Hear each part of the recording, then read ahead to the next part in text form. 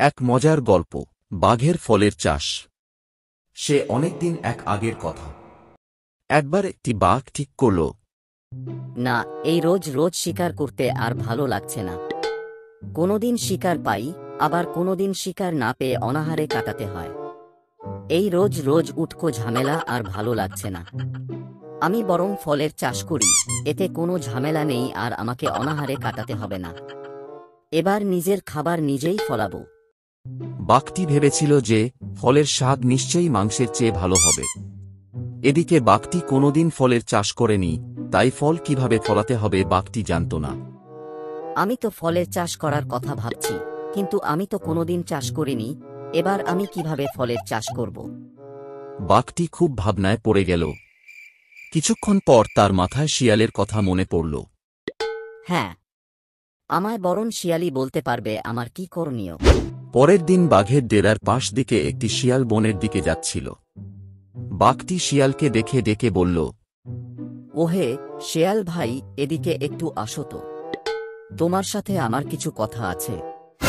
বাঘের মুখে এ কথা শোনার পর শিয়াল একটু ভয় পেল আর বাঘের কাছে যেয়ে বলল, আজ্ঞে মহারাজ, বলুন। তুমি তো সবই জানো, তো আমাকে একটু শিখিয়ে দাও কিভাবে ফলের চাষ করতে হয়। বাঘটির মুখে এই কথা শোনার পর শিয়াল হতবাক হয়ে কিছুক্ষণ দাঁড়িয়ে রইল। ওহে শিয়াল ভাই, আমার এই কথা শুনে হতবাক হয়ে দাঁড়িয়ে রইলে কেন?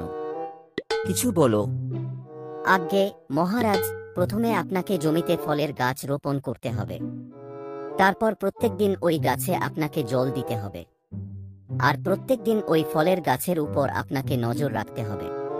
কোনো পশুরা গাছকে খেয়ে নিলে আপনি কোনো গাছ থেকে ফল পাবেন না। এইবার আমি আসি মহারাজ। এরপর বাঘটি শিয়ালের কথা মতো বনে একটা জায়গা বেছে নিয়ে ফলের গাছ লাগাতে শুরু করল। কিছুদিন পর তার ক্ষেতে ফলের গাছে ভরে উঠল। গাছগুলোতে ছোট ছোট কত ফল ধরেছে। ওই ফলগুলিকে দেখে বাঘ খুব খুশি হল। কিন্তু বিপদ ঘটল তখনই, যখন বানরের দল বাঘের ফলের ক্ষেত দেখে ফেলল। বানরেরা রাতে এসে ফল চুরি করে নিয়ে যেতে লাগল। বাঘ সকালে এসে দেখে ফলের গাছে ফল প্রায় নেই। বাঘ রেগে গিয়ে শিয়ালকে ডেকে বলল, এটা কি হচ্ছে শিয়াল ভাই? আমার ফলের গাছে কত ফল ধরেছিল, এখন দেখছি প্রায় সব শেষ হয়ে এসেছে।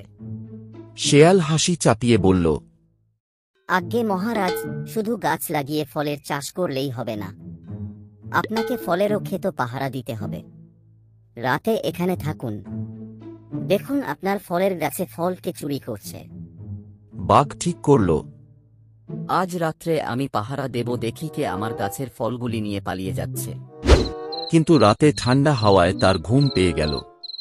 সে ঘুমিয়ে পড়ল আর বানররা আবার ফলের গাছ থেকে ফল নিয়ে পালিয়ে গেল।